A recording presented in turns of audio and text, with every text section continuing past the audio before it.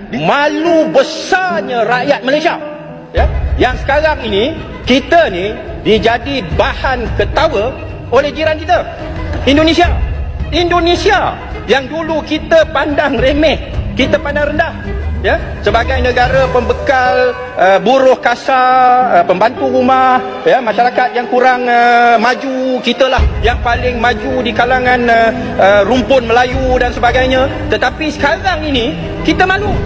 Gojek hanya untuk orang miskin seperti di Jakarta, di Thailand, di India,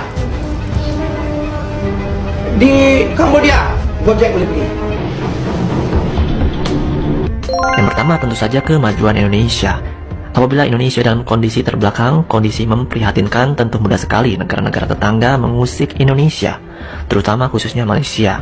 Mereka kerap menghina dan membuli dari pencapaian Indonesia yang dulu masih dalam tahap memprihatinkan. Namun akhir-akhir ini di era Presiden Jokowi telah berhasil melebihi percepatan pembangunan di berbagai bidang berbanding dengan Malaysia. Kita tahu mulai dari infrastruktur, ketahanan pangan, penanganan COVID-19, hingga hubungan internasional, semua nyaris dilahap Indonesia, yang memberikan pengaruh dan dampak signifikan terhadap hubungan masyarakat kedua negara yang dulu dengan mudah merendahkan dan kini mulai berpikir dua kali dalam memberikan statement negatif. Namun walaupun begitu masih banyak orang Malaysia yang mengira Indonesia masih seperti dulu, sementara Malaysia masih membanggakan kota Kuala Lumpurnya yang menjadi satu-satunya wajah kemajuan di Malaysia. Indonesia secara mengejutkan banyak membangun kota-kota baru secara masif termasuk IKN.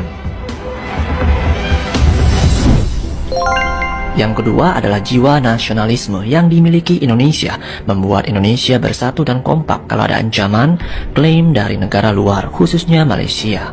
Apalagi Indonesia sangat sensitif terhadap isu tersebut, membuat rakyat secara serentak membela budayanya. Namun terkadang kita juga berpikir bahwa gangguan sedikit juga bisa mempererat persatuan rakyat Indonesia yang berjumlah 278 juta jiwa. Tentu itu bisa menjadi ancaman yang menakutkan bagi Malaysia. Dan terbukti sekarang apabila ada gugatan Indonesia kepada Malaysia, pemerintah Malaysia akan cepat merespon dan menanggapi hal tersebut.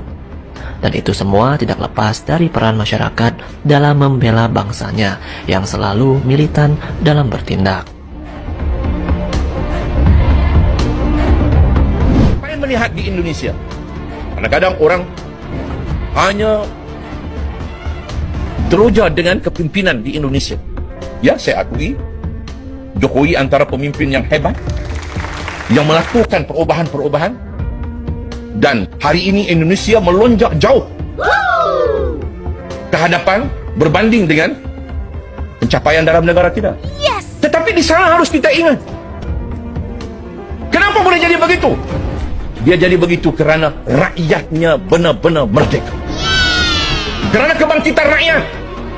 Rakyat bangkit menghukum pemimpin-pemimpin yang belot, yang khianat. Rakyat bangkit. Rakyat bangkit menolak kleptokrat dalam negara mereka. Rakyat bangkit menolak perompak-perompak dalam negara mereka. Akhirnya, dia melahirkan pemimpin-pemimpin yang takut kepada kedaulatan kuasa rakyat.